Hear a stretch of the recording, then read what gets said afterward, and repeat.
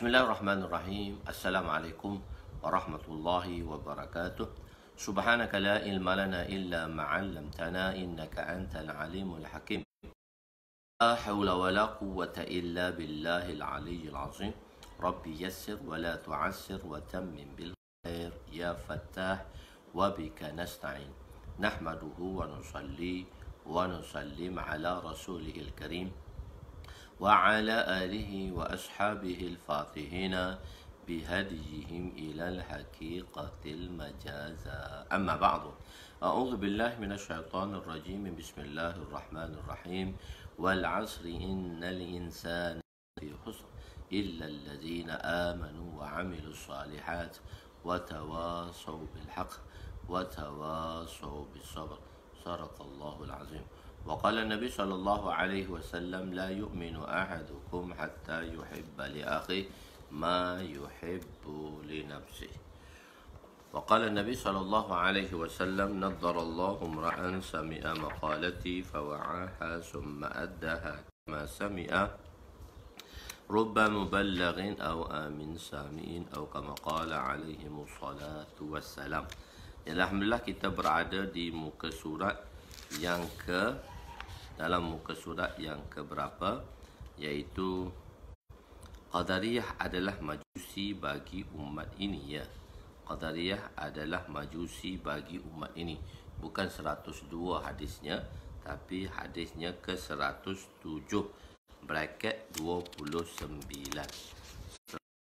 Itu kebelakangan tu. Siapa yang kata 102 tu? 102 semalam.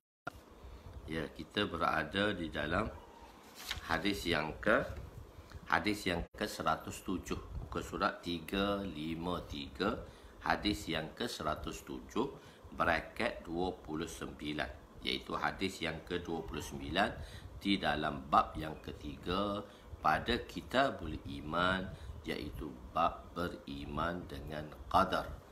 Bab beriman dengan qadar. Masya-Allah. Khair. Qadariyah, iaitu salah satu fahaman di dalam mazhab. Kita ada mazhab juga dalam akidah, kita ada mazhab.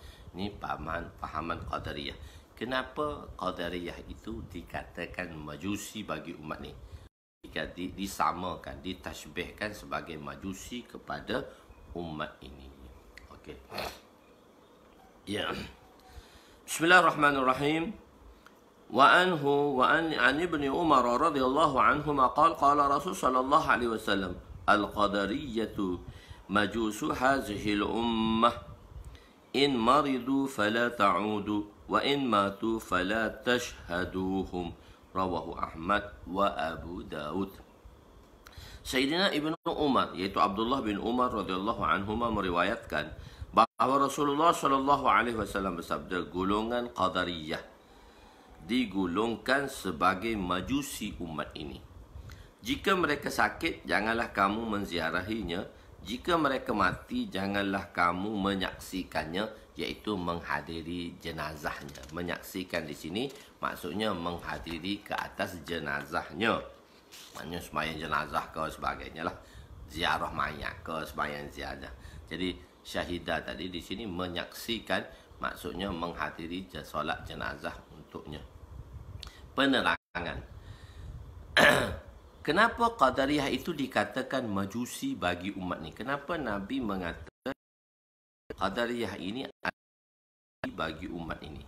Jadi adakah perumpamaan ini keseluruhannya atau perumpamaan ini sebahagian? Kebanyakan tashbih, maksudnya perumpamaan ataupun perbandingan ini dari sudut perkara-perkara yang tertentu. Orang menyusi, dia menyembah dua Tuhan, dua Khalik, dua pencipta. Maknanya majusi ni penyembah api. Jadi mereka ni menyembah api dan mereka ada dua Khalik, iaitu dua Khalik pencipta. Pertama, Khaliqul Khair, iaitu Tuhan yang mencipta kebaikan. Kedua, Khaliqul Syarr, Tuhan yang mencipta kejahatan. Pencipta kebaikan bagi Tuhan yang mencipta baik ni, bagi orang Farsi, bagi orang-orang Majusi, dia kata nama dia Yazdan. Nama dia apa dia? Yazdan, Tuhan yang mencipta kebaikan. Dan pencipta keburukan Ahirman, iaitu Ahirman. Dua Tuhan, dia ada Tuhan pencipta kebaikan, Tuhan yang kebaikan, Tuhan yang mencipta keburukan, Ahirman. Jadi Qadariyah ini mengatakan dua Tuhan juga. Satu, Allah Ta'ala tadi ialah Khalik kepada insan, mencipta insan, dan Khalik kepada insan, dan insan itu Khalik kepada af'alnya. Dua Khalik, iaitu Khalikul insan, iaitu Allah, dan Khalikul a'mal ialah insan. Jadi insan itu yang mencipta segala kehidupan dia. Maksudnya kehidupan insan tadi tidak termasuk di dalam takdir yang telah kita jelaskan tadi. Maka dia disamakan dari sudut tersebut. Apabila dua hak diziarahi, maksudnya menziarahi orang sakit. Nanti kita akan belajar jilid keempat, Kitabul Janaiz, bab pengurusan jenazah. Dimulakan dengan hadis-hadis iaitu menziarahi orang sakit. Menziarahi orang sakit. Dimulakan dengan menziarahi orang sakit. Jadi hak diziarahi ketika sakit dan hak disaksikan, iaitu hak dihadiri ketika kematian, adalah dua hak besar terhadap orang Islam. Nabi kata hak kita ialah untuk kita menziarahi orang sakit, dan untuk menyaksikan. Di sini maksudnya menghadiri. Saksi itu maksudnya hadirlah di tempat kejadian, iaitu tempat kematian tadi. Dua hak ini juga telah dilarang, maka hak yang lain juga dilarang. Jadi bila dah dua benda besar ni dah disekat, maka hak-hak lain, tuntutan-tuntutan lain juga dilarang. Jika puak ini dianggap sebagai kafir, jikalah pegangan mereka dan mereka itu dianggap sebagai kafir, maka larangan tadi ialah larangan yang sebenar. Maksudnya jangan pergi terus.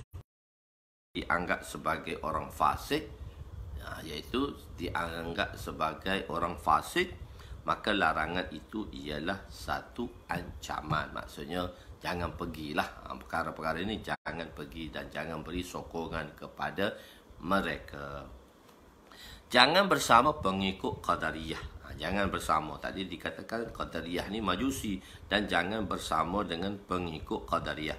Wa an Umar radhiyallahu anhu qala Rasul sallallahu alaihi wasallam la tujalisu ahlal qadari wa la tufatihuhum. Rawahu Abu Daud.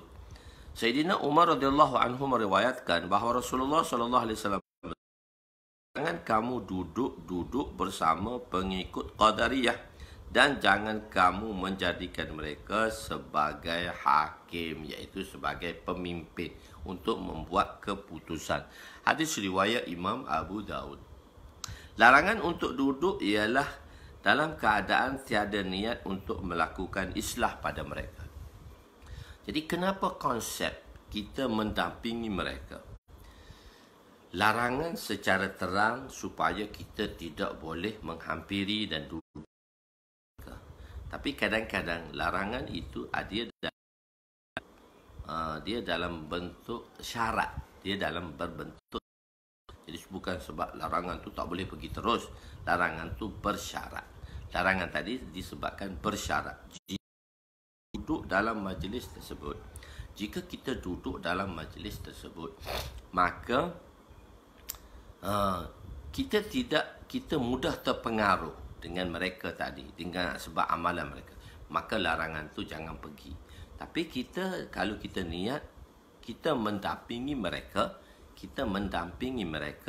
dan dengan sebab mendampingi mereka tadi, kita nak menarik mereka kepada Islam, maka dibenarkan. Dibenarkan. Walaupun secara ibaratun nas, secara lafaznya larangan tersebut. Jadi bukan bermaksud kalau kita pergi maka kita juga orang engkar. Tidak, dengan sebab bersyarat. Larangan tadi atas dasar bersyarat. Kalaulah larangan untuk duduk, larangan kita bersama. Duduk ni maknanya kita bersama dengan ketiadaan niat, dengan kita tak ada niat pun untuk memalingkan mereka kembali atau untuk menarik mereka kembali kepada agama. Satu ketika tuan guru kami Syekh Jamshid rahimahullah, apabila adanya ijtima' di Gilgit. Gilgit ni satu kawasan lah di utara Pakistan. Di Gilgit ni satu kawasan utara Pakistan. Jadi Pakistan ni akan adakan ijtima'. Maka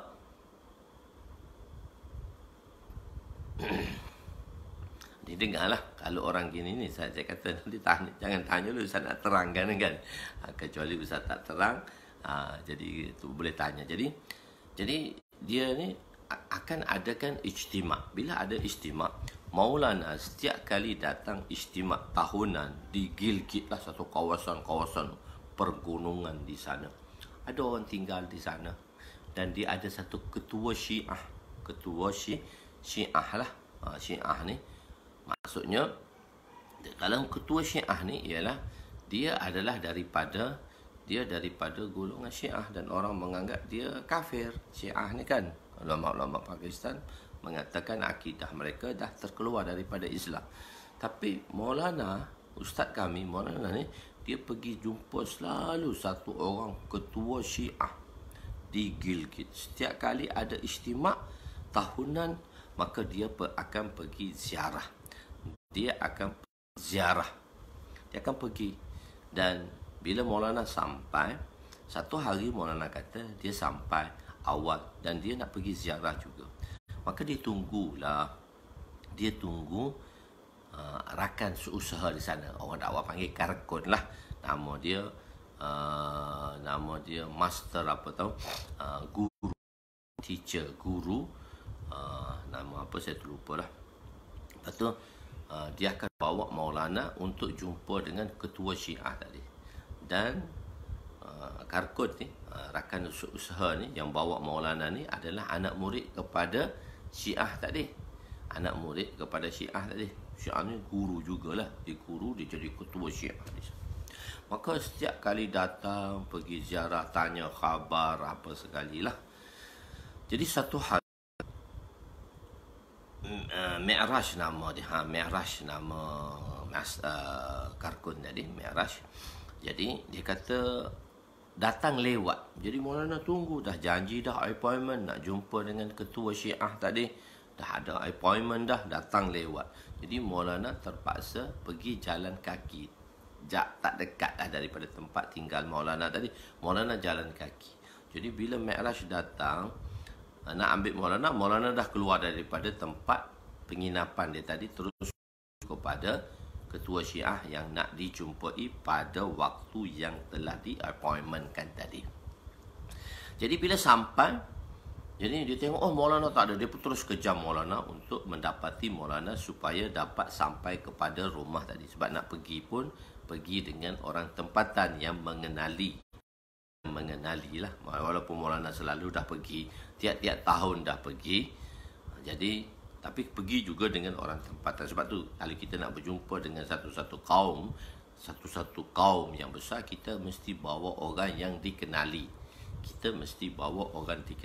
Sebagai satu kepercayaan. Sebagai satu kepercayaan di situ. Begitu. Jadi jadi selepas tu dia pergi sampai serentak di rumah tadi. Mi'raj tu sampai serentak di rumah tu dengan Maulana. Tapi datang berasingan lah. Berasingan. Bila datang berasingan, maka sampai sekali lepas bincang apa semua. Dan bila bincang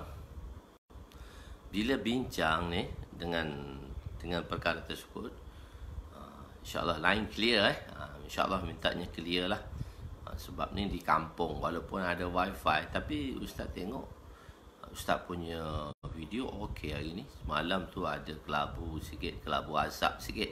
Okey, bila sampai tu lama kelamaan, jadi Syiah tadi tanya Maulana. Tanya orang yang selalu bawa tadilah master Mi'raj tadi. Dia kata, kenapa pendakwah selalu jumpa aku? Kenapa orang Sunni selalu jumpa aku? Sedangkan mereka tahu aku ketua Syiah, kenapa dia selalu jumpa aku? Kenapa dia selalu jumpa aku? Dia selalu datang jumpa aku. Dah orang tahu dah, semua seluruh Pakistan dah heboh dah. Syiah ni akidah dia tak betul, bukan Islam. Begitu. Jadi kenapa dia jumpa aku? Sebab apa dia jumpa? Dan Maulana dah terang dah kepada Mi'raj kenapa dia jumpa. Maka Mi'raj kata, Tuan, dia cakap, kita menganggap dia masih lagi, di Malaysia kita menganggap Syiah tu masih lagi Islam. Supaya kita dapat membanteras mereka dan supaya dapat kita menarik kembali kepada jalan yang benar. Jadi dia kata, apa tujuan Maulana datang? Tujuan Maulana datang, adakah Syiah sembahyang? Dia kata, semua Syiah sembahyang. Ketua dia kata, tak semua Syiah sembahyang. Tujuan dia datang, dia nak bawa orang-orang Syiah ni. Itulah tujuan dia, nak mendekatkan. Nak mendekat, Masya Allah, nak mendekatkan perkara ini kepada Islam. Dia kata, adakah orang Syiah ni semua sembahyang, semua taat perintah Allah untuk buat perkara-perkara yang baik? Tak ada, dia kata. Itulah maksud Maulana tadi datang, supaya apa? Supaya perkara amalan-amalan baik ini dilakukan oleh kesemua kita. Dia pun terkesanlah daripada tu. Dia kata, mereka ni masih lagi menganggap aku ni dalam bersama dengan mereka. Mereka menganggap aku ni bersama dengan mereka. Maksudnya, mereka ni bukan memencilkan diri teruslah. Maknanya masih menganggap Syiah ni masih lagi berada dalam Islam. Walaupun mengatakan sedemikian sebab kita nak orang tadi kepada jalan yang benar, supaya mereka kembali kepada jalan dan mereka mengikuti jalan yang lurus, ihdinas siratal mustaqim. Jadi Nabi SAW, kan saya telah jelaskan dahulu, Nabi menyolat jenazahkan ke atas ketua munafik. So compare ni, cerita sekarang, cerita dulu, cerita hadis. So saya suka macam tu. Jadi Nabi SAW telah didatangi oleh anak ketua munafik Madinah, iaitu Abdullah bin Ubay bin Salul. Ketua munafik di Madinah ialah Abdullah bin Ubay bin Salul. Ketua munafik dia Abdullah bin Ubay bin Salul. Dan Nabi didatangi anak ketua munafik tadi. Dan beliau adalah seorang Muslim yang sejati. Telah datang kepada sebab seorang anak, dia mesti bermuamalah baik dengan bapanya, walaupun bapanya seorang kafir. Walaupun bapanya seorang kafir, itu adalah hukum ke atas anak tadi, bermuamalah baik dengan bapanya. Apa dia kata? Pergilah jumpa Muhammad sallallahu alaihi wasallam dan beritahu pada dia, bila aku mati nanti, aku nak supaya jenazah aku dikafankan dengan jubah Muhammad, dan aku nak Muhammad sallallahu alaihi wasallam mensolat jenazah ke atas aku. Mensolat jenazah ke atas aku. Okey. Maka bila Abdullah bin Ubay meninggal, maka anaknya Abdullah bin Ubay bin Salul telah datang kepada Nabi untuk membuat permohonan tadi. Maka Nabi telah memberi jubahnya untuk dipakai kepada si munafik tadi. Jubah Nabi. Dan saya telah jelaskan dahulu kenapa Nabi bagi jubah, kerana nak membalas ihsan. Iaitu ketua munafik tadi, Abdullah bin Ubay bin Salul ni, telah memberi baju kepada pakcik Nabi Abbas sewaktu dia ditawan, iaitu Sayyidina Abbas radhiyallahu anhu, ditawan semasa peperangan Badar. Oleh kerana pakaian dia tak sempurna, tak cukup, maka Abdullah bin Ubay bin Salul telah memberi jubahnya, telah melakukan kebaikan dan ihsan. Dan Nabi melakukan begitu, ulama menjelaskan kenapa Nabi memberi tadi atas dasar apa? Atas dasar nak balas ihsan, kebaikan yang dilakukan oleh Abdullah bin Ubay bin Salul untuk pakcik Nabi sewaktu beliau ditahan sebagai tawanan semasa di Badar. Okey. Maka Nabi bagi supaya apa? Ihsan dia dah dijelaskan dan dibalasi di dunia, dan dia tidak boleh lagi menuntut di akhirat. Dan Nabi menjolak jenazahkan ke atasnya. Dan itu ijtihad Nabi, dan Nabi ditegur selepas itu supaya tidak lagi solat jenazah ke atas. Itu dari kita tengok sudut yang lain lah, dari sudut ijtihad tu, yang mana selepas tu Nabi tak dibenarkan lagi untuk solat jenazah kepada mana-mana munafik. Dalam ijtihad tu khata, dan Allah membetulkan Nabi. Itu tu kita tengok dari sudut ijtihad. Ni kita tengok dari sudut perjumpaan pula. Ikraman lahu, sebagai penghormatan. Boleh tak kita menghormati atau tidak, atau kita menghina? Begitu atas dasar tadi. Si munafik tadi, yang kafir, iaitu munafik i'tiqadi tadi. Munafik tu kafir lah. Abdullah bin Ubay tu selalu dalam hati dia kafir. Orang kafir ni bantuan yang kita tak boleh bagi bantuan pada dia. Maksud bantuan di sini, kita tak boleh menolong dia kerana dia tidak beriman. Kerana tak ada iman, kita tak boleh nak bantu dia, dan kita bagi sesuatu untuk dasar isalus sawab, untuk memberi ganjaran pada dia pun tak boleh, sebab dia tak ada iman. Sebab iman itu asas perkara yang penting. Kalau tak ada iman, kita tak boleh berdoa. Seorang itu tak boleh berdoa kepada ibu bapanya yang mati bukan dalam iman, supaya diampunkan dosa, tak boleh. Sebagaimana Sayyidina Ibrahim. Banyak cerita ni. So di atas ilah dalil, tuan-tuan kena dengar baik-baik ilah dalil ni. Sebagaimana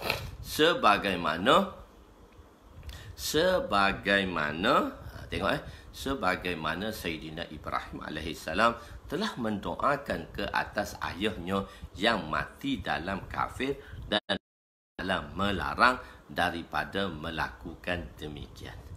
Sehingga saya dah jelaskan, tunjukkan bapanya dalam neraka, maka perasaan benci oleh Sayyidina Ibrahim kepada bapanya kerana wajahnya telah ditukar. Benda ni telah saya jelaskan. Saya tengok ulama mengambil dalil satu nak dijelaskan supaya ada kesinambungan di dalam dalil tersebut. Okey, si munafik tadi dia kafir lah, i'tiqadi itu kafir lah. Jadi i'tiqadi itu kafir, maka orang kafir ni doa daripada Nabi, solat Nabi tak beri manfaat pun pada dia. Tetapi kerana Nabi melakukan demikian, maka ramai di kalangan orang munafik kembali kepada Islam. Mereka yang pengikut Abdullah bin Ubay bin Salul ni, ada di kalangan mereka dengan sebab perbuatan Nabi tadi, mereka kembali kepada Islam dan mereka mentaati Islam sepenuhnya. Walaupun ada dari sudut larangan. Sudut larangan itu, sebab tu saya kata larangan tak syarat.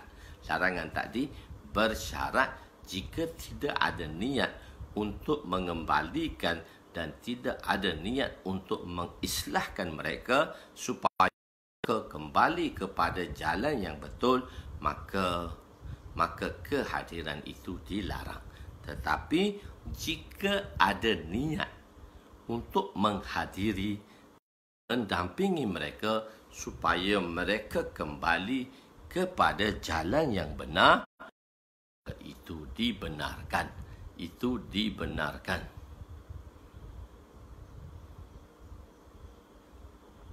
Itu saya kata, untuk itu atas dasar tadi dibolehkan, atas dasar tak menjadi masalah kita pergi menziarahi mereka semasa tak. Jadi boleh tak kita ziarah kematian orang non-Muslim? Ziarahi mereka tidak menjadi masalah, atas dasar tadilah. Cuma niat itu perlu dijaga. Kita pergi sebaik-baiknya masuk upacara yang terakhir itu tak payah pergilah. Kita pergi bila-bila masa. Kita pergi sebagai penghormatan. Mufti, Masya Allah, Mufti wilayah dulu, Datuk Dr. Zulkifli, dia pergi menziarahi kaum-kaum tersebut sebagai ta'lif dan ikraman lahu, untuk menunjukkan sikap yang baik kepada mereka. Tak menjadi masalah. Itu dibetulkan dalam hati kita. Kadang-kadang masyarakat memandang sinis perkara tersebut. Itu atas kebijaksanaan tuan-tuan lah, macam mana tuan-tuan nak menghadiri majlis tersebut. Jangan kehadiran tadi menguatkan majlis dia. Tidak, kalau kita orang biasa ni, kehadiran kita tidak menguatkan majlis mereka lah. Tapi kalau orang-orang in front, orang-orang di hadapan, kehadiran mereka itu diteliti. Misalnya ulama-ulama, kehadiran mereka dalam satu-satu majlis itu dijadikan dalil dan sebab untuk pengharusan ataupun pengharaman. Pengharusan ataupun pelarangan, larangan daripada majlis tersebut. Tapi orang-orang in front kena jagalah perkara-perkara ini dan dilihat secara hikmah. Dilihat secara hikmah. Bagi orang awam, biasa tadi lain. Sebab kadang-kadang kami orang-orang in front, jadi kami melakukan sesuatu perkara tadi mesti dengan berhati-hati. Kena berhati-hatilah. Bukan nak kata tak boleh, bukan kata boleh. So atas dasar kepandaian dan kesulitan tuan-tuan dalam perkara ini. Bukan bila adanya larangan benda tu tak boleh terus. Tapi larangan tadi adalah disebabkan bersyarat. Larangan tadi adalah disebabkan dengan bersyarat. Okey. Jadi di sini, jadi dengan sebab tadi ramai orang-orang munafik telah masuk Islam, telah kembali kepada ajaran yang benar dan mengikuti amalan yang Nabi. Tapi si munafik yang mati, yang kafir tadi, sembahyang Nabi tak ada faedah pun untuk dia, tak ada faedah pun untuk dia, tak membantu pun dia untuk menyelamatkan dia daripada azab. Cuma ilah ulama cari kenapa Nabi buat tadi sebagai dasar supaya balas kebaikan dia yang ditunjukkan kepada yang diberikan kepada keluarga Nabi, iaitu pakcik Nabi Sayyidina Abdullah bin Abbas radhiyallahu anhu, Sayyidina Abbas bin Abdul Muttalib, Sayyidina Abbas bin Abdul Muttalib, apabila beliau ditangkap sewaktu peperangan Badar sebagai tawanan. Okey. Jadi balik kepada cerita Maulana tadi. Barulah Syiah tu kata, itu orang dakwah dia niat aku ni kembali kepada jalan yang betul. Jadi dalam hati dia dah termasuk dah tadi, Masya Allah, bagus orang macam ni. Dia masih menganggap bahawa aku ni bersama dengan mereka dan tidak dipisahkan dengan mereka. Apabila dia atas cerita selalu dia nak cerita, apabila orang-orang Kristian Hindu telah menghindukan orang-orang India, orang-orang Islam di India, telah di zaman mula-mula dakwah dulu. Bila Maulana Ilyas buat dakwah, dan Maulana Ilyas buat dakwah kepada orang Mewat, dan orang Mewat ni orang Islam tadi, kehidupan Islam dah tak ada dah dalam kehidupan mereka. Orang kampung, kehidupan Islam dah tak ada dalam kehidupan mereka dah. Tak ada kehidupan Islam dalam mereka. Nama mereka pun dah ditukar. Dah jadi orang Hindu. Dan semua dah jadi amalan Hindu. Dah amalan Islam dalam diri mereka. Maulana Ashraf Ali Thanwi yang sezaman dengan Maulana Ilyas. Apabila Maulana Ilyas menjalankan dakwah, Maulana Ali Thanwi ini satu ulama besar. Kita kata Ashraf Ali Thanwi ini ialah mujaddid dulu. Pada masa itu dia adalah mujaddid. Selepas Maulana Rashid Gangohi itu di benua India, kita telah bincangkan tentang mujaddid dahulu. Dia adalah mujaddid yang ke-14 kalau dalam senarai di India yang ditulis oleh kawan saya dalam tesisnya, dalam pengamatan tesis beliau. Okey, tak apa. Jadi dia telah menulis mana-mana kaum. Dia kadang-kadang kita tulis benda yang satu benda kita tulis, tapi bukan dia nak meng-highlightkan satu perkara. Jadi bukan tulisan itu melarang sepenuhnya. Jadi tapi dia mesti ada dalil dan hujah lah. Jadi dia menulis siapa sahaja yang terlibat dalam kekufuran, maka dia telah sekongkol dengan kekufuran tadi. Siapa terlibat dengan kekufuran, maka dia telah sekongkol dengan kekufuran tadi. Itu yang dituliskan dalam satu buku yang ditulis oleh siapa? Oleh Maulana Ashraf Ali Thanwi. Tapi apabila laporan dibuat kepada Maulana Ashraf Ali Thanwi, orang-orang Hindu telah menghindukan orang Islam, maka ada Maulana Ashraf Ali Thanwi kata, kamu tinggal madrasah ni sekejap, kamu pergi pada mereka, tarik balik mereka pada Islam. Tarik balik mereka kepada Islam.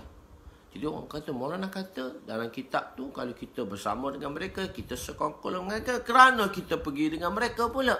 Kenapa pula kita kena bersama dengan mereka? Tulis lain, suruh amal lain. Kenapa? Sebab tu saya kata dia dari sudut yang berbeza. Maulana kata sekarang orang Islam tu dah nak keluar Islam. Orang Islam dah nak keluar Islam. Maka jangan kita keluarkan mereka daripada Islam. Maka kita kena tarik orang itu kembali kepada Islam. Tidak, nanti kamu akan disoal oleh Allah. Kenapa kamu tidak melakukan satu tindakan yang mana ramai-ramai Islam telah keluar daripada Islam untuk menganuti Hindu. Walaupun pada kaum tersebut tadi tidak ada tanda pun daripada amalan Islam. Cuma kita kena cari. Kita kena cari apakah amalan Islam yang masih diamalkan oleh kaum tersebut. Dia masih mengaku Islam, cuma kalimah tak tahu, semua amalan dah orang Hindu, tapi masih lagi ada tauhid dalam hati. Jadi apakah amalan-amalan Islam yang masih kekal daripada mereka untuk kita mengekalkan mereka itu sebagai. Jadi cari apa amalan orang sana. Dia kata, Tuan Guru, mereka ini mengamalkan takziah, mengamalkan amalan takziah, iaitu menyampaikan takziah kan pada orang-orang dalam kesusahan, orang-orang dalam kematian. Kita menziarahi, ziarah itu kita panggil dia takziah lah, nak memberi ucapan, untuk memberi ucapan doa pada mereka, simpati pada mereka atas kematian keluarga tadi.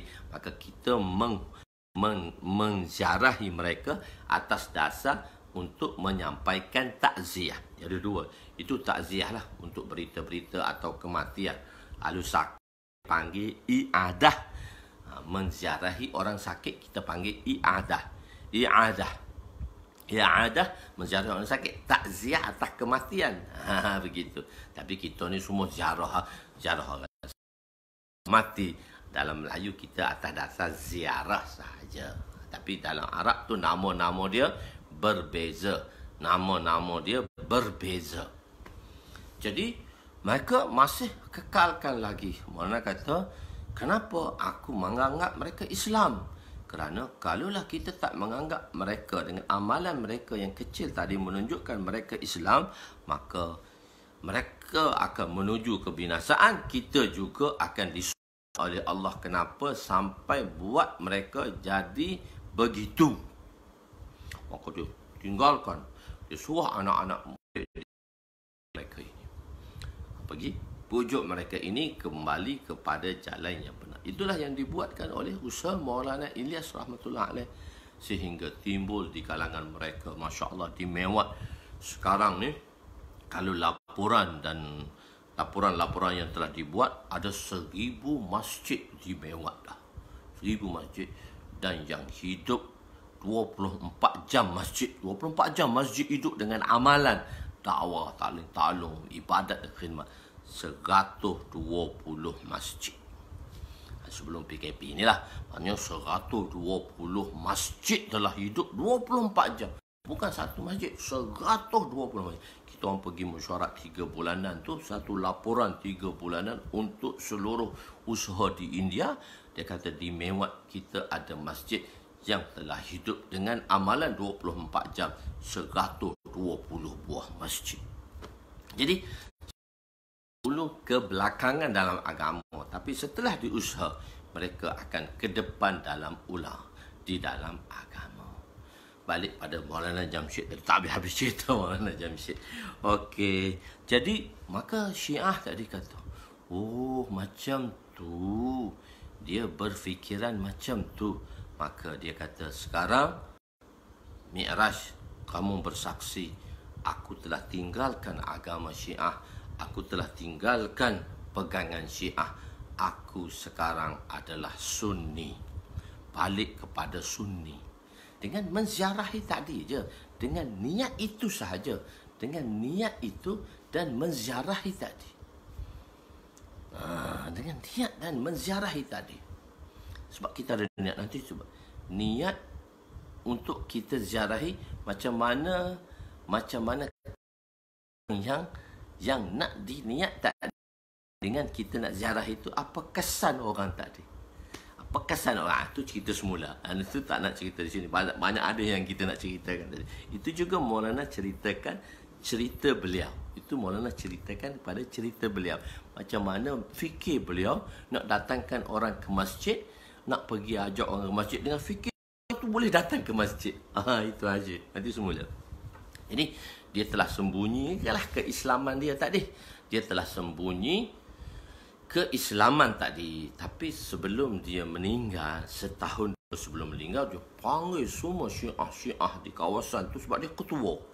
Dia kata, kamu tahu semua kan, aku ni ketua kamu. Ya, saya tahu. Sekarang saya telah istiharkan, saya telah tinggal Syiah dan saya terus kepada Sunni. Dia iklan di depan pengikut dia. Orang setuju tak setuju, dia kata tak apa, saya nak zahirkan saya semula, saya adalah Sunni. Orang-orang ahli sunnah wal jamaah. Masya Allah. Begitu. Atas macam mana niat yang baik tadi mempengaruhi niat kita hak baik. Allah tengok baik, tapi janganlah niat yang baik, niat betul tapi cara tak betul. Cara dia tidak menghalalkan niat. Tadi ada juga tempat cara yang tidak menghalalkan niat. Dia sudut lain pula. Kalau niat betul, kalau cara tak betul, cara tidak menghalalkan niat yang betul tadi. Dia tempat lain pula. Dia tengok satu pandangan yang berbeza. Ada juga cara tidak menghalalkan cara, niat tadi. Cara tak betul, maka bolehlah. Oleh kerana niat betul, cara tak betul, boleh ke? Kata tak boleh. Ada tempat yang berbeza di sini. Jadi dengan niat tadi. Pilih 5 baris lah, cerita dah panjang dah. Okey. Larangan untuk duduk ialah kerana tiada niat untuk melakukan islah, nak betulkan mereka. Tetapi jika ada niat untuk membawa mereka ke jalan yang lurus, maka dibenarkan. Jadi pertanyaan muda telah terjawablah. Ya, saya rasa dah terjawablah pertanyaan muda kita. Moga Allah sentiasa jiwanya muda, Masya Allah. Muda dalam belajar agama, Masya Allah. Masih muda dan umur nama pun dah muda. Depannya saya rasa dah terjawab. Okey. Larangan memberi salam ialah untuk memulakan memberi salam. Larangan beri salam tu sebab nak mulakan, jika dah mereka beri, kita kena jawab.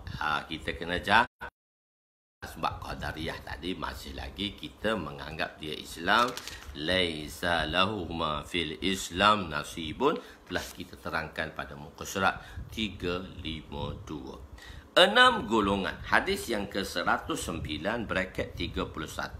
6 golongan yang dilaknat. Wa an Aisyah radhiyallahu anha qalat qala Rasul sallallahu alaihi wasallam sittatun la'antuhum la'anahumullah kullu nabiyyin yujabu idu fi kitabillah wal mukazzibu biqadarillah wal mutasallitu bil jabaruti liyu'izza man azallallahu wa yazilla man a'azzahullahu wal mustahillu lil haramillah wal mustahillu min itrati ma harramallah wattariku li sunnati rawahu madkhal wa rawahu razin fi kitabihi. Sayyidatuna Aisyah radhiyallahu anha.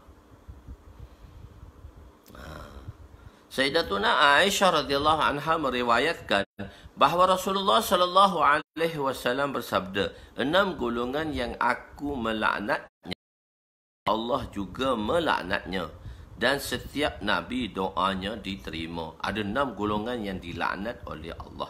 Pertama, orang yang menambah apa yang ada pada kitabullah, tambahan pada kitabullah, tambahan daripada perkataan mereka mengatakan itu adalah juga daripada kitabullah.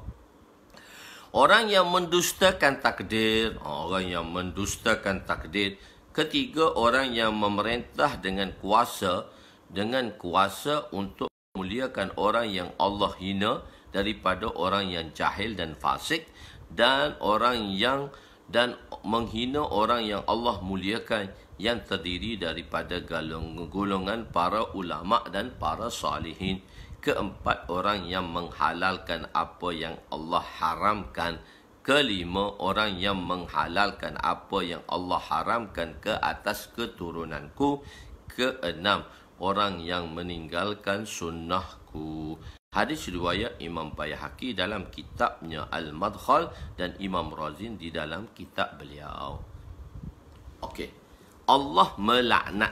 Dan telah kita jelaskan dahulu perkataan laknat. Kenapa tidak dibenarkan melaknat itu dari sudut umum, dari sudut kita melaknat seseorang. Di sini Allah sendiri melaknatnya. Iaitu melaknat bila ni? Pada zaman yang akan datang. Pada golongan-golongan ini, laknat ini akan diberikan pada mereka pada zaman mustaqbal. Begitu juga Nabi melaknat mereka. Nabi sendiri juga melaknat mereka. Doa seorang Nabi pasti diterima. Dan baginda adalah seorang Nabi. Doa Nabi-Nabi Allah terima. Aku pun Nabi. Maka nescaya doa aku ni Allah terima. Pertama ialah orang yang menambah dalam kitabullah. Apa maksud menambah dalam kitabullah? Dalam tafsir sememangnya ada tambahan. Dalam kita belajar tafsir jalan lain ke, ditulis alif, lam, mim, dia pun bracket tafsirnya. Wallahu a'lamu bimuradihi.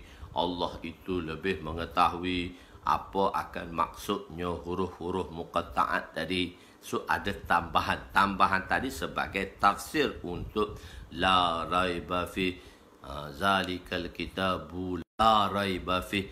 La raiba fi. Ulama telah tafsirkan la syakka, tidak ada kesyakan pada kitab tersebut. Syak pada kitab itu la raiba la syakka.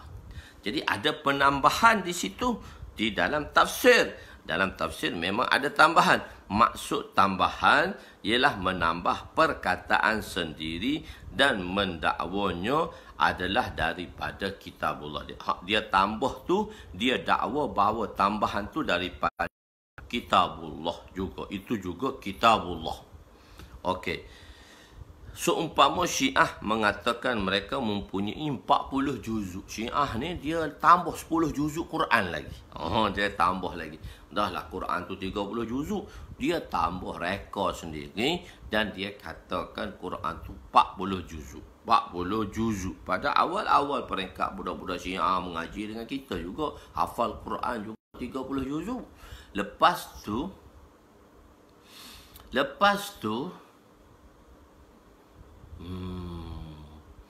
tu dia menghafal lagi 10 juzuk. Tapi cerita ini tidak menafikan bahawa bila satu orang Syiah tu dia kafir, maka dia tidak boleh menghafal Quran. Ustaz kafir tu dia ngapa juga Quran tu. Kata dia tak boleh hafal Quran tu. So dia dua situation yang berbeza. Kita tak lihat. Kita sebab itu satu-satu perkara tuan-tuan, kita tidak melihat daripada satu sudut.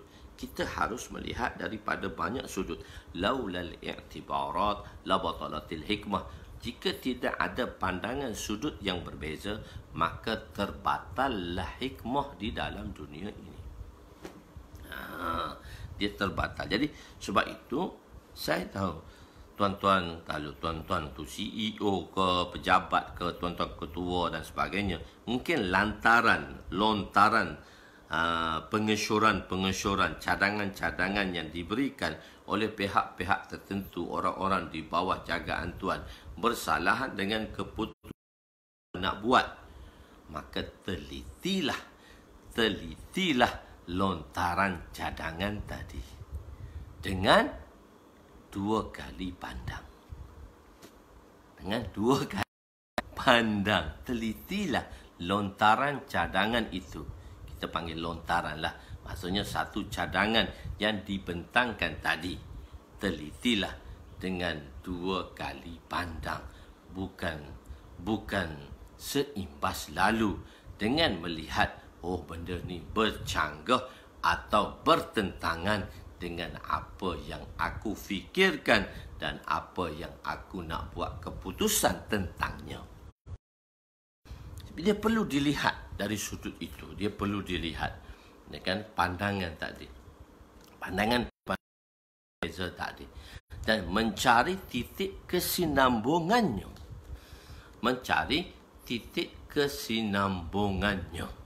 So, pandangan itu kita mesti lihat. Bagi mereka, bagi tuan-tuan, Masya Allah, CEO ke, GM ke, maknanya orang-orang yang mengendalikan sesuatu tugas, yang diberi untuk mengendalikan sesuatu tugas, atau yang diberikan untuk ataupun menjadi ketua kepada sesuatu department. So, lihatlah dari sudut demikian. Sebab pandangan yang berbeza sebenarnya dari sudut yang berbeza. Tak semestinya pandangan yang berbeza itu dia menentang apa yang kita nak laksanakan. Allah. Boleh. Begitu. Okey, jika lafaz itu ditambah untuk menerangkan, nak terangkan makna atau mentakwilkan, takwil itu mentafsirkan Al-Quran. Agar orang ramai memahaminya, maka ia dibolehkan. Tambahan tanpa takwil tidak dibenarkan. Tambahan tanpa adanya tafsir. Takwil itu tafsirlah.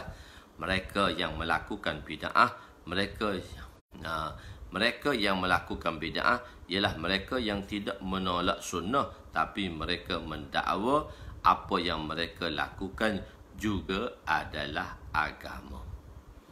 Jadi orang-orang bid'ah ni dia tak tolak terus hak syariat ni. Dia tak tolak terus syariat, tapi mereka juga mendakwa apa yang mereka buat ni syariat. Mereka tak buang. Sebab tu kita kata bid'ah tu, dia tidak menuju kepada kekufur. Dia tak kafir lagi. Sebab dia tak menafikan yang asal. Dia tak menafikan yang syariat. Cuma yang dia tokok tambah tu, dia kata syariat. Tu yang beza tu. Dia tak menafikan dan dia masih menganggap itu syariat. Dan syariat yang barulah. Itu dalam bid'ah, nanti kita bincang perbincangannya. Yang Allah haramkan dan menghalalkan, memerintah dan mendusta takdir. Yang kedua, orang-orang yang mendustakan takdir. Tadi kita dah bagi tahu dah penjelasan tu, saya tak jelaskan di sini. Dan orang yang memulia, untuk memuliakan yang Allah hina dan menghina dan orang yang menghalalkan apa yang Allah haramkan. Jadi apa yang Allah haramkan, saya turun ambil nombor 4 selalu di situ. Sebab orang yang memuliakan, di sini saya tak nak bentang lagi dan saya tak nak jelaskan lagi perkara yang ketiga. Sebab itu saya meninggalkan, saya tidak highlight. Saya hanya terjemah sahaja dan saya tidak highlight untuk perkara ketiga dan untuk pergi kepada yang lebih dalam. Sebab perbincangan nanti ada di hadapan dan seterusnya. Okey. Sebab banyak lagi. Baru kita ngaji 100 hadis. Kita ada 6,000 hadis. Di dalam penerangannya akan datang nanti. Sebab tu saya tak ulas di sini. Dan dalam asatizah, ustaz-ustaz kami dia tak mengulas mengenai di sini dengan detailnya. Sebab dia akan ulaskan dalam bab qada nanti. Bab dalam juzuk yang qada nanti. Okey. Ada tempat yang saya ulaskan, ada tempat yang saya tinggalkan hanya dengan terjemahan. Okey. Iaitu apa haramkannya, sama ada untuk melakukan perbuatan yang haram atau merasakannya halal. benda haram, dia telah halalkan atau melakukan perbuatan yang diharamkan oleh Allah untuk dilakukan di tanah haram. Benda yang halal tapi bila di tanah haram, Allah haramkan perbuatan tadi, maka dia halalkan. Maksud ketiga ialah menghalalkan perbuatan yang telah Allah haramkan seperti merompok, mencuri, berzina. Itu jelas dah lagi. Menghalalkan apa yang Allah haramkan ke atas keturunanku. Seumpama zakat yang diharamkan ke atas keluarga baginda, dikatakan ianya halal kepada mereka. Ke atas keluarga Nabi pun, ahli bait pun halal ni, zakat ni tak boleh. Zakat tu dah haram dah untuk keluarga baginda, untuk ahli bait, iaitu untuk isteri Nabi dan sebagainya, dan untuk ahli bait. Ahli bait Nabi ialah bani dua golongan, iaitu Bani Muttalib, bukan Bani Abdul Muttalib, Bani Muttalib dan Bani Hashim. Muttalib dan Hashim ini dua adik-beradik. Dan dia ada 4 adik-beradik, 2 lagi. Tapi itu tidak dikira ahli bait sebab semasa Nabi SAW, siapa dah tahu nama dia, lupa, dia ada 4, semua tu anak kepada satu orang, anak kepada cucu pada Kusai. Saya terlupa, nanti saya tengok balik syarah dia, saya terlupa dah nama. Sebab dia 4 beradik ni, Muttalib dengan Hashim, satu lagi Bani apa? Dia ada 2 lagi Bani tadi. Dia ada 4 beradik di situ. 2 sahaja menjadi ahli bait, 2 tidak menjadi ahli bait. Sebab 2 ni menentang Islam, kewujudan dakwah Nabi. So nanti saya terangkan balik, saya terlupa lah nama 2 kaum tadi, 2 Bani tadi, Bani Muttalib. Cuma yang menjadi ahli bait Nabi ialah Bani Muttalib dan Bani Hashim. Anak daripada Bani Hashim dan anak daripada Bani Muttalib. Nabi daripada Bani Muttalib, Nabi daripada Bani Hashim. Adik-beradik Muttalib. Abdul Muttalib tu datuk Nabi ni, bukan Bani Abdul Muttalib, Bani Muttalib. Bani Muttalib dan Bani Hashim. Daripada Hashim tu, daripada keluarga Nabi, daripada Bani Hashim, bukan Bani Muttalib. Sebab Muttalib, Hashim ni ada 2 adik-beradik dia. Dia ada 4 adik-beradik. Anak kepada siapa dah? Nanti saya terlupa dah anak kepada siapa. Terlupa. Nanti kena tengok balik. Tengok balik dari segi nasab tu. Saya akan beritahu semula lah. Kadang-kadang hari selalu dah gunakan handphone saya ni sebagai live. Jadi benda tu al-ilm fi sutur, duduk dalam tu, dalam kepala ni kadang-kadang terlepas pandang. Okey. Jadi Bani Hashim dan Bani Abdul Muttalib, bukan Bani Abdul Muttalib, Bani Muttalib. Ahli bait juga adalah Nabi dan anak-anak Nabi. Bani Hashim dan Bani Abdul Muttalib. Di sini tulis sini Bani Abdul Muttalib. Sebenarnya Bani Muttalib. Jalo. Daripada keluarga Bani Hashim, Nabi adalah daripada keluarga Bani Hashim dan Bani Muttalib. Dan yang keenam ialah mereka yang meninggalkan sunnahku. Mereka yang meninggalkan sunnahku, iaitu meninggalkan sunnah. Apabila meninggalkan sunnah, maka mereka akan mengamalkan bid'ah, iaitu mengikuti tarikah Yahudi dan Nasara dan menyerupai mereka. Mereka inilah yang dilaknat, orang-orang yang menyerupai amalan-amalan Yahudi. Oleh ia juga boleh merujuk kepada mereka yang meninggalkan sunnah fardu dan sunnah muakkadah yang besar. Sunnah ini telah kita jelaskan, perkataan sunnah ini di zaman Nabi dia umum. Tapi zaman kita sunnah tadi telah dikhususkan dengan perbuatan sunat selepas fardu. Jadi sunnah yang fardu. Perkara-perkara sunnah yang fardu. Bani Muttalib. Sunnah yang fardu. Sunnah-sunnah yang fardu tadi. InsyaAllah kita akan terangkan balik tentang keturunan Nabi. Nanti saya akan jelaskan pada penerangan yang akan datang dan seterusnya lah. Nanti saya akan jelaskan. Empat adik-beradik tadi, 2 dikira ahli bait, 2 tidak dikira ahli bait. Nanti saya akan jelaskan semula. Kematian di tempat yang telah ditakdirkan. Mati di tempat yang mana Allah dah takdir dah. Maka Allah telah takdir.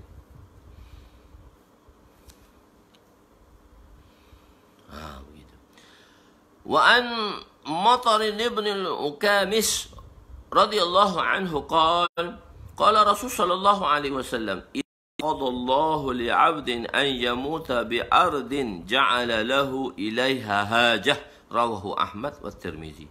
Sayyidina Matar bin Ukamis radhiyallahu anhum meriwayatkan bahawa Rasulullah sallallahu alaihi wasallam bersabda, jika Allah mentakdirkan seorang itu mati, seorang itu akan mati di suatu tempat, maka dia akan jadikan orang itu berhajat ke tempat itu. Allah jadikan dia berhajat untuk menuju kepada tempat itu, kerana disitulah tempat kematian.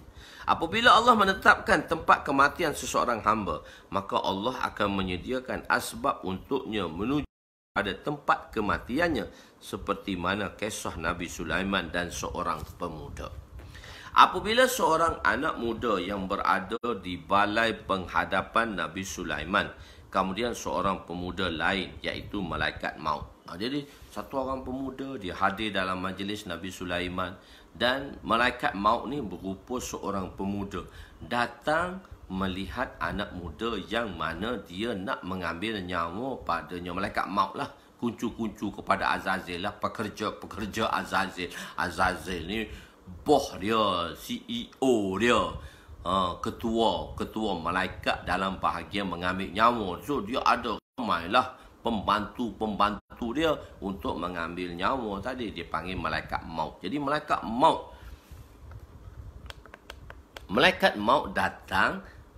maut datang untuk mengambil nyawa si pemuda. Dia tengok satu orang tu, dia tengok dengan jelingan mata, tengok. Bila kita hadir dalam satu majlis, orang duk perhati kat kita dengan perhatian yang tajam. Kita selesa tak duduk majlis tu? Tak selesa, sebab kita mencurigai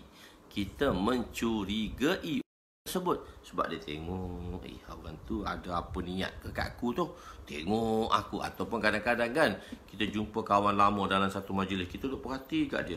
Orang tu risau kita perhati dia, sebab kita perhati lama, betul ke kawan aku lama tak jumpa tu? Lain dah, makin handsome pula tu.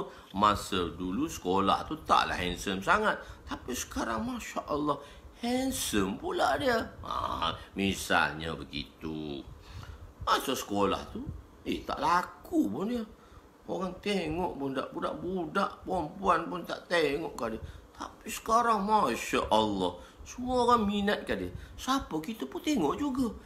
Kena kawan kita, dia pun risau kita tengok dia tu. Begitu. Misal contoh. Jadi Jibril, malaikat maut tadi duk tengok orang tadi.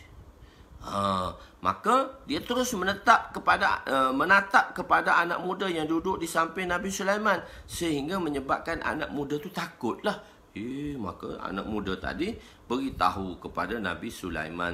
Setelah beberapa saat kemudian, maka malaikat maut pun pergi. Lepas duduk tengok lama, berapa kemudian dah pergi, sebab anak muda tu takut. Jadi anak muda ini bertanya kepada Nabi Sulaiman, siapa tu orang tu?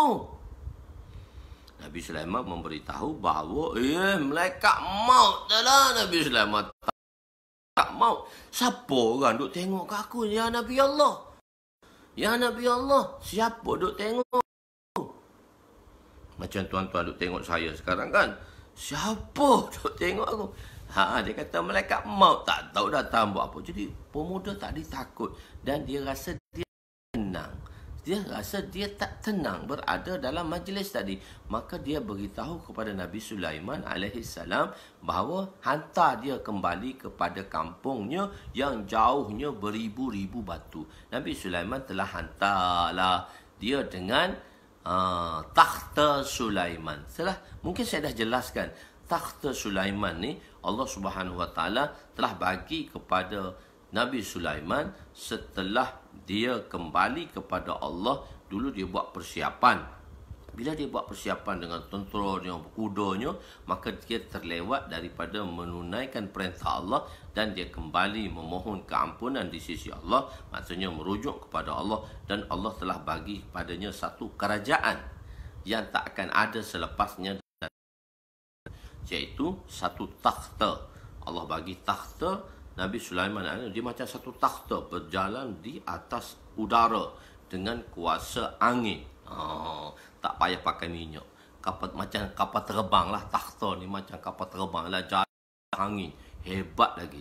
Dan hebatnya takhta Sulaiman AS ni, kalau dalam tafsir kata, dia ada 6,000 seat.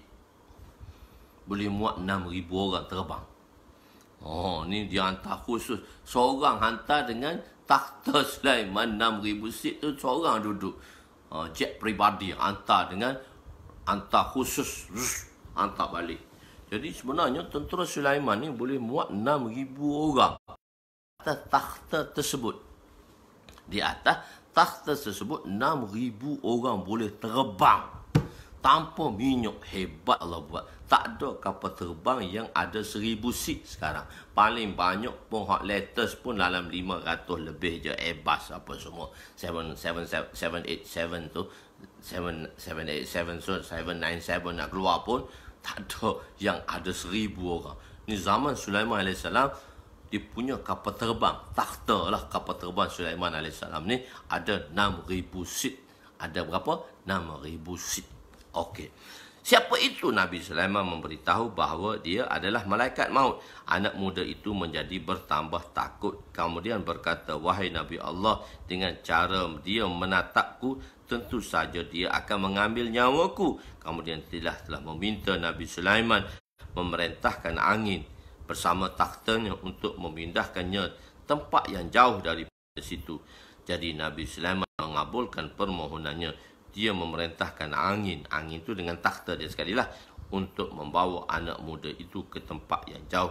Akan tetapi sebaik saja sampai di tempat itu, dia telah menemui malaikat maut yang berdiri di hadapannya. Malaikat maut pergi tengok dah. Kawan ni nak mati dah ni. Tak berapa minit lagi nak mati ni. Tak berapa minit lagi nak mati ni, duduk sini dia. Dan sedangkan kematian dia dah ditetapkan beberapa minit kemudian, tapi duduk sini lagi. Malaikat pun tension. Dia kata, orang ni aku ditugaskan untuk mengambil nyawa dia di tempat yang begitu jauh daripada tempat yang dia berada sekarang. Lepas tu duduk tengok, dia ni macam mana nak mati ni? Duduk sini lagi. Masa tak lama dah sampai ke tempat yang nak mati tadi. Maka ja'ala lahu ilaiha hajah. Allah akan buat orang itu untuk menuju kepada tempat yang mana riwayatnya tadi. Okey.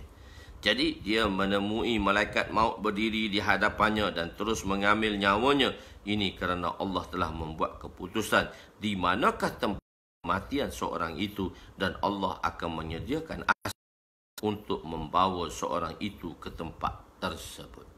Adakah kesudahan? Apakah kesudahan anak-anak orang yang mati sebelum balik? Ini perbahasan dia di sini, yang mana kita dah bahaskan sebelum ni. Cuma hadis ni datang dan kita bawa balik. Hadis yang ke-111 bracket 33. Wa an Aisyah radhiyallahu anha qalat, qultu ya Rasulullah, zarariyul mu'minina qala min abaihim, faqultu ya Rasulullah bila amalin, قال الله أعلم بما كانوا آملين. قلت فزراري المشرقين قال من آبائهم. قلت بلا عمل قال الله أعلم بما كانوا آملين. رواه أبو داود. سيداتنا عائشة رضي الله. bukan Aisyah, Aisyah. Aisyah sirah ism fa'il. Aisyah, Aisyah, bukan Aisyah. Salah sebut Aisyah tu. Siapa nama dia? Aisyah. Bukan Aisyah. Aisyah. Jadi kan kita duk sebut Aisyah, Aisyah, Aisyah. Kita tak ada alif. Sebenarnya Aisyah. Ada alif. Lepas ain tu ada alif.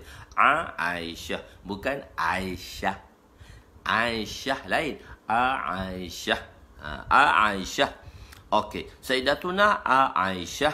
Patutnya ada mat di situ kan. Dia kita tuan-tuan tengok kan. Ain hamzah. Aisyah. Aisyah. Aisyah.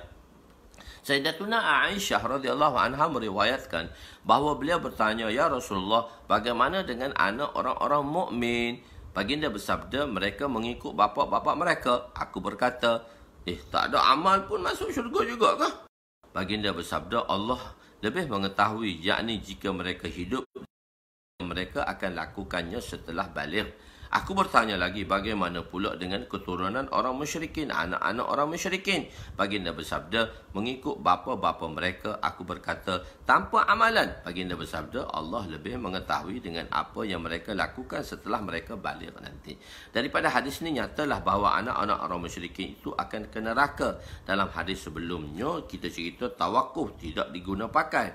Hadis sebelumnya dah tawakuf tidak diguna pakai. Maknanya tawakuf kita tak boleh beramal dengannya. Telah dikumpulkan semua hadis-hadis berkenaan bab ini, ulama berpendapat orang-orang musyrik juga yang mati, anak orang-orang musyrik yang mati sebelum balik juga ke syurga, telah kita bahaskannya di dalam fasal pertama dahulu. Sekarang kita berada di fasal kedua. Okey. Kedudukan mereka yang menanam, kesudahan mereka yang menanam anak hidup-hidup. Kita kadang-kadang kan kita tengok sesuatu hadis tadi daripada lafaz zahirnya mungkin makna dia berceranggah daripada maksudnya. Sebab itu perlu diterangkan balik oleh ulama akan maksud perkara tersebut. Okey. Wa an Ibn Mas'ud radhiyallahu anhu qala Rasul sallallahu alaihi wasallam al-wa'idatu maw'udatu rawahu Abu Daud. Ini kita terjemah lafzi dulu. Sayyidina Abdullah bin Mas'ud radhiyallahu anhu meriwayatkan bahawa Rasulullah sallallahu alaihi wasallam bersabda, orang yang menanam anak hidup-hidup, al-wa'idah, orang yang menanam hidup-hidup, atau al-mau'udah, dan anak yang ditanam. Al-mau'udah tu anak yang ditanam akan memasuki api neraka. Maksudnya, mak dia masuk neraka, anak pun masuk neraka juga. Hak kena tanam tadi oleh mak dia. Hadis riwayat Imam Abu Daud. Ulama berpendapat, anak-anak orang musyrikin akan syurga. Telah kita jelaskan sebelum ini, perbezaannya ialah anak-anak orang musyrikin ni masuk syurga juga kalau mati sebelum balik. Mereka mengatakan al-wa'idah ialah maksudnya bidan. Al-wa'idah ni bidan. Bukan mak tadi. Bidan. Al-wa'idah tu bidan. Ada bidan yang diarahkan untuk menanam anak perempuan yang dilahirkan. Anak perempuan yang dilahirkan. Dan al-mau'udah ialah perempuan yang melahirkan anak tadi. Ibunya kan dia sanggup buat macam tu. Al-wa'idah tadi sepatutnya ibu, kita kata bidan, sebab nak lahir tu dia dengan bidan. Jadi melahirkan anak tersebut juga akan dimasukkan ke hadis ni. Kita mahmulkan dia, kita hamalkan, maknanya kita hukumkan dia pada permulaan Islam. Jadi al-wa'idah tu bukan mak, al-wa'idah tu bidan, al-mau'udah tu ialah mak yang melahirkan tadi. Itu perbezaannya. Fasal yang ketiga iaitu fasal yang ditambahkan oleh pengarang. Yang kedua iaitu Imam Tibris rahmatullah alaih dalam kitabnya Mishkatul Masabih. Hadis yang ke-113 bracket 35. Ketetapan 5 perkara pada makhluk. Wa an Abi Hurairah, bismillahirrahmanirrahim, wa an radhiyallahu anhu an Abi Darda radhiyallahu anhu qala Rasul sallallahu alaihi wasallam, inna Allah azza wa jalla faragha ila kulli abdin min khalqihi min khamsin min ajalihi wa amalihi wa madja'ihi wa asarihi wa rizqihi, rawahu Ahmad. Sayyidina Abu Darda radhiyallahu anhu meriwayatkan bahawa Rasulullah sallallahu alaihi wasallam bersabda, sesungguhnya Allah telah menyempurnakan bagi makhluknya 5 perkara. Allah telah tentukan bagi makhluk dia tadi 5 perkara. Ajalnya, bila nak mati. Amalnya, berapa banyak dia buat amal. Tempat tinggalnya, mana tempat tinggal ni dengan di sudut lafzi lagi kita terjemah. pergerakannya mana dia buat, apa amal pergerakan yang dilakukannya, dan banyak mana rezeki dia. Hadis riwayat Imam Ahmad rahmatullah alaih. Faragha tidak digunakan dengan huruf ila tetapi dengan lam jar, iaitu sepatutnya faragha li kulli abdin, bukan faragha ila kulli abdin. Kalau konsep dalam bahasa Arab, dia adalah konsep tidak tepat. Sebab faragha, maka dia tak boleh gunakan dengan ilah. Faragha ni dia mesti digunakan dengan perkataan li. Faragha ni khas untuk li. Sebab bahasa yang berbeza. Qala li. Dia telah berkata kepada saya. Qala li. Qultu lahu. Saya berkata kepadanya. Dia berkata kepada saya. Jadi kita terjemah dia tu. Tapi berkata. Usni musekaha. Mary liye kaha. Musekaha. Jadi dalam bahasa Arab, dalam bahasa Urdu dia beza sedikit. Dia tak boleh terjemah. Qala li Mary liye kaha. Qala li liye kaha. Musekaha. So kalau kita terjemah liye dengan se, beza di situ. Jadi itu perbezaan pronouns dia dan memberi makna yang tepat. Jadi sebenarnya faragha ila kulli abdin, konsep tu silap lah. Cuma konsep tu kadang-kadang huruf jar tu boleh digunakan untuk sama satu sama lain dengan makna yang sama. Begitu. Jadi faragha kulli abdin itu ibaratnya sepatutnya ialah faragha muntahiyan ila kulli abdin. Faragha muntahiyan. Ataupun pendapat kedua, huruf jar itu boleh digunakan dengan huruf menggantikan huruf jar yang lain. Pendapat yang ketiga mengatakan perkataan faragha juga disilahkan dengan ilah. Ini adalah Sahibul Qamus. Ini untuk orang yang belajar nahwu, dia fahamlah apa yang saya nak cerita kat sini. Okey, tak apa. Ada satu firqah, ada satu fahaman mengatakan bahawa Allah ni tak buat apa-apa. Ni fahaman ni sama dengan fahaman yang terdapat pada fahaman ahli-ahli falsafah. Fahaman ahli-ahli falsafah. Dia kata Allah tak buat apa. Allah tidak melakukan apa-apa. Segala pekerjaan diserahkan pada malaikat. Mereka berdalilkan pada hadis ini. Faragha muntahiyan. Selesai dah daripada semua dah hejah, semua dah buat dah hejasan. Dan cuma dia remote saja, tak buat apa. Dan serah semua sebulak-bulaknya pada malaikat. Mereka berdalilkan pada hadis. Sedangkan bukan maksud hadisnya sedemikian. Hadis ni bukan maksudnya Allah cipta dia duduk relax dah, dia tak buat apa. Tak, salah. Maksud hadis ini ialah Allah telah selesai memutuskan semua urusan. Maksudnya Allah dah tetap dah selesai dah buat keputusan untuk semua manusia. Bukan Allah selesai, Allah tinggal terus. Tak. Maksudnya Allah dah selesai memutuskan semua urusan.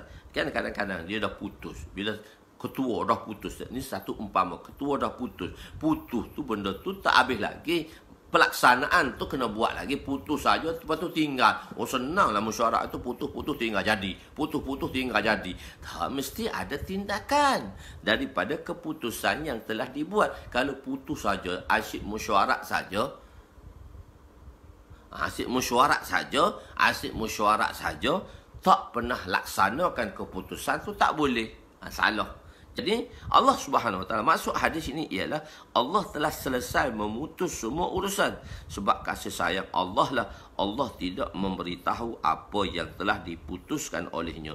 Nikmat besar kita tak tahu apa keputusan Allah pada kita.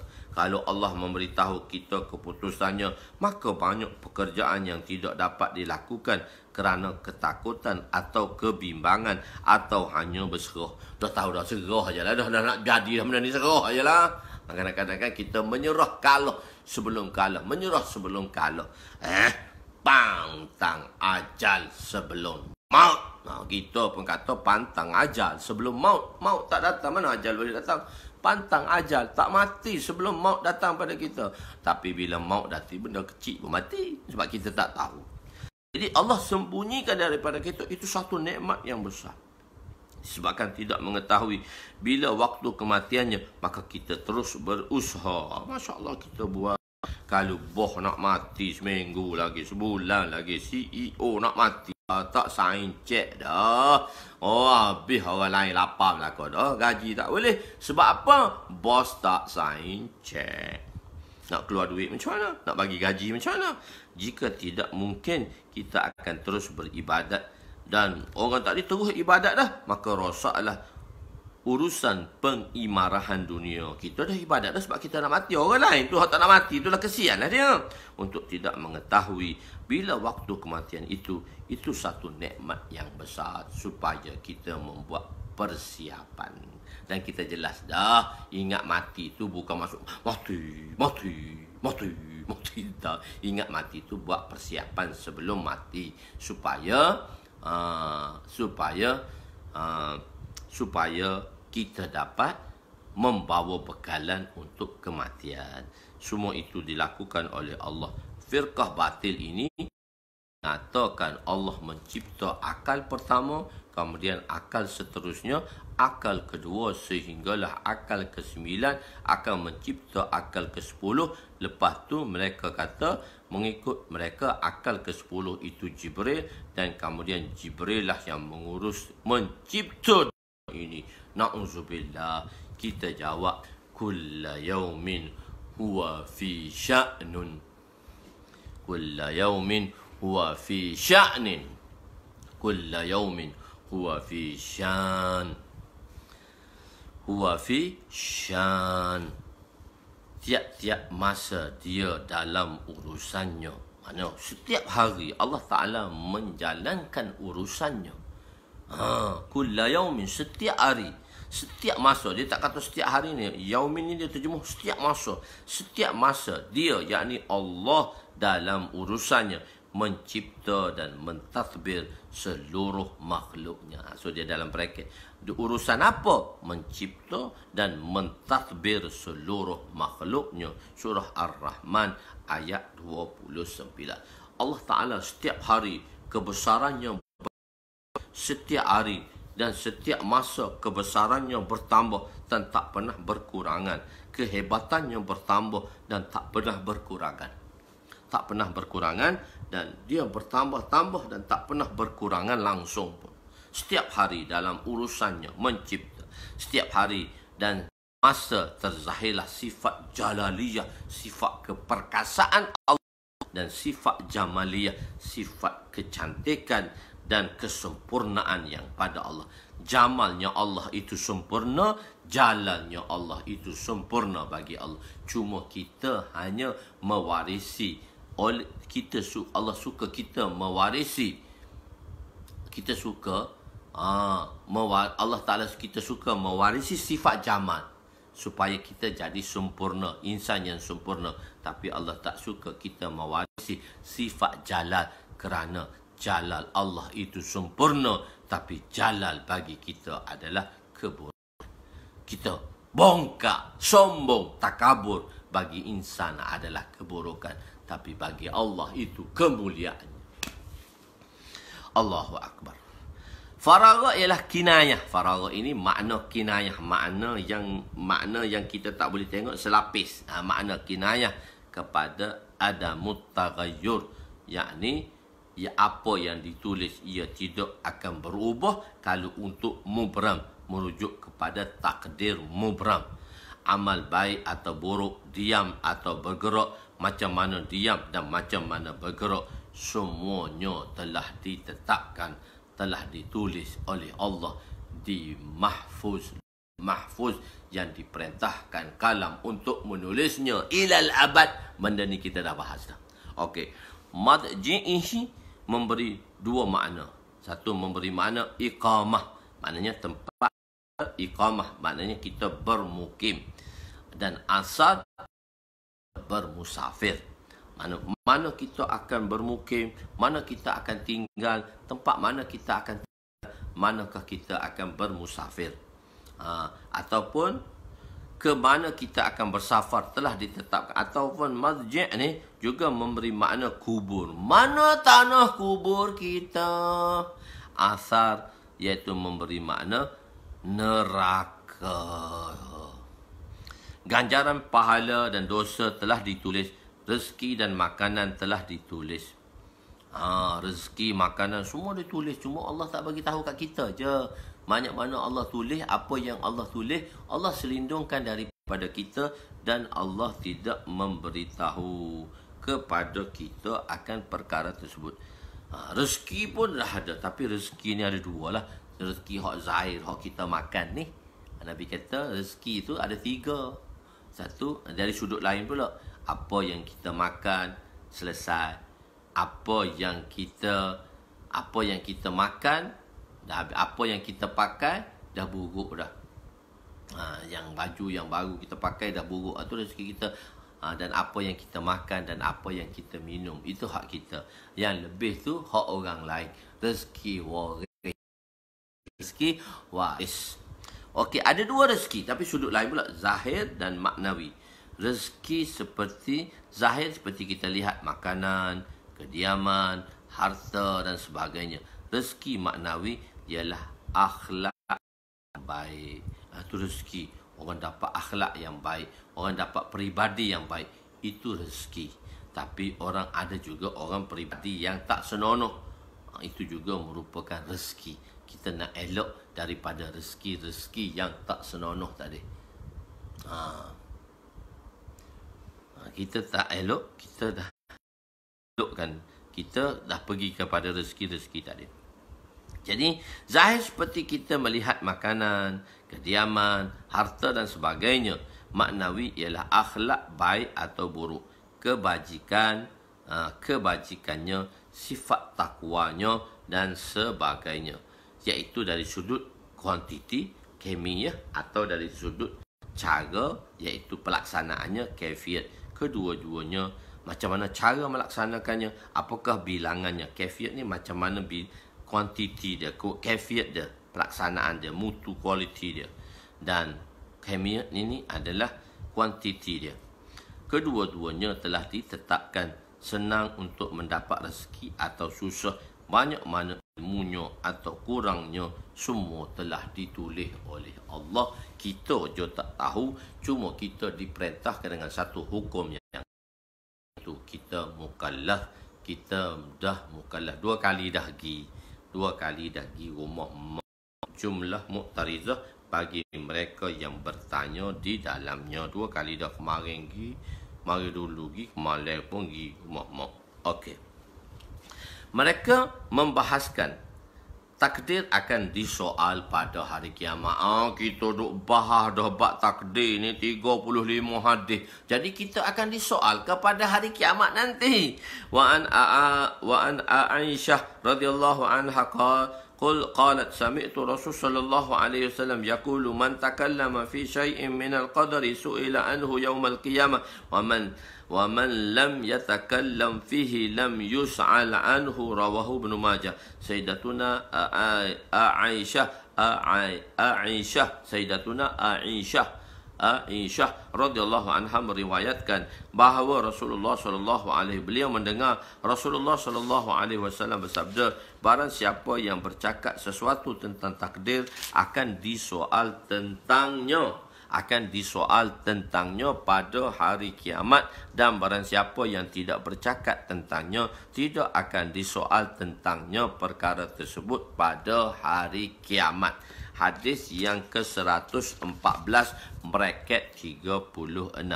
Mereka yang membahaskan tentang takdir akan disoal oleh Allah. Jadi kita bahas takdir dah, bab takdir ni.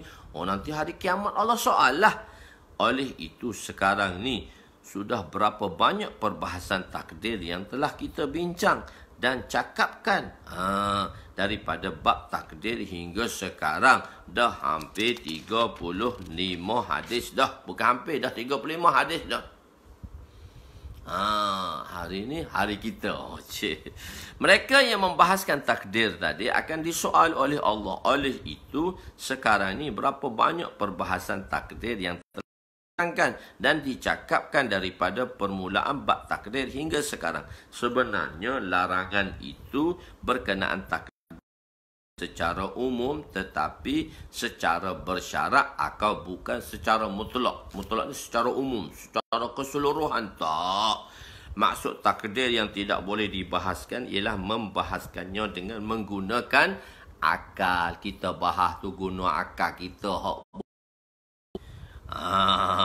Tak bolehlah. Perbahasan yang berdasarkan Quran dan hadis adalah dibenarkan untuk kita yakini akan takdir tadi, supaya kita faham dan kita redha dengan qada Allah Ta'ala. Perkara akan disoal, setiap perkara akan disoal. Jadi pemberitahuan ini akan disoal itu sebagai satu takkid, penekanan, dan dikhususkan kepada takdir sebab dia satu ancaman. Sebab apa? Allah akan tanya kita semua benda-benda ni. Jangan bahas dengan otak kamu, jangan bahas dengan fikiran kamu. Kenapa masuk? Satu orang dia masuk kawasan larangan. Dah tulis dah, no entry. Masuk juga. Bila masuk, kita jumpa polis. Polis kata, kenapa tuan masuk? Tak tengok ke? Kenapa dia kata macam tu? Itu satu taubih, satu ancaman. Dah tulis pun masuk juga. Kenapa masuk? Jadi pertanyaan di sini bukan pertanyaan, tetapi satu ancaman. Oleh itu, mereka tidak mendapat taubih. Inilah orang yang berjaya, dan mereka yang diancam inilah akan menerima nasibnya. Akan menerima nasibnya. Jadi ancaman tadi. So kita ada banyak lagi perbahasan kita tentang takdir. Bagaimana cara untuk mengubat hati. Ini ajib hadis ni. Bagaimana cara nak ubat hati. Tentang takdir lah. Sebab cara ni sebab kebimbangan dalam bab takdir. Dan macam mana nak ubat hati kita tentang takdir. Kadang-kadang takdir ni kita agak menjemurkan sedikit, tapi tak jemur pun seronok. Jadi insya-Allah kita akan sambung lagi pengajian kita untuk hari yang seterusnya. Mungkin dalam perjalanan saya minta esok saya nak cuti lah satu hari. Saya nak cuti satu hari esok. So kita tak ada ke udara esok pagi atau petang, kita tak ada ke udara. Kita berjumpa di hari Selasa malam. So saya nak minta cuti lah. Sebab saya nak bertolak. Saya rasa saya nak bertolak esok pagi. Tak sempat pengajian kita. So nak bertolak pagi. So sampai dah hampir petang, rasa badan penat. So hari Selasa kita ada mesyuarat penting lah. Dan selepas tu hari Selasa malam lah kita berjumpa insya-Allah. Sebelum ni kita boleh buat kelas malam. Tak apa. Kita berjumpa di hari Selasa malam. Satu hari Isnin, tuan-tuan diberi kebebasan bercuti. Kita bercutilah satu hari insya-Allah.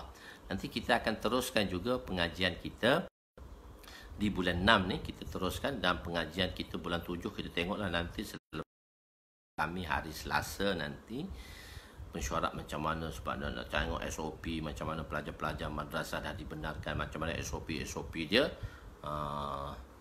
SOP dia. So insya-Allah kita akan bertemu hari Selasa malam lah.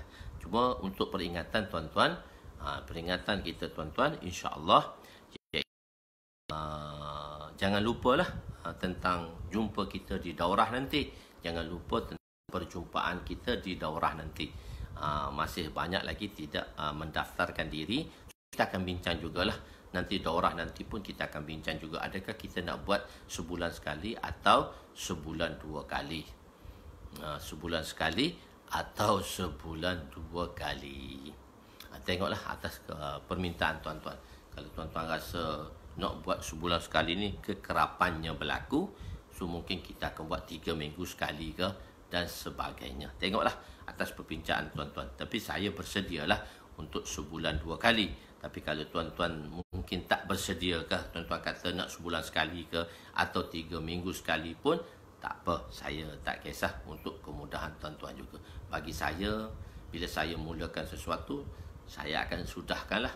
InsyaAllah kita minta dengan izin Allah SWT, saya akan sudahkanlah.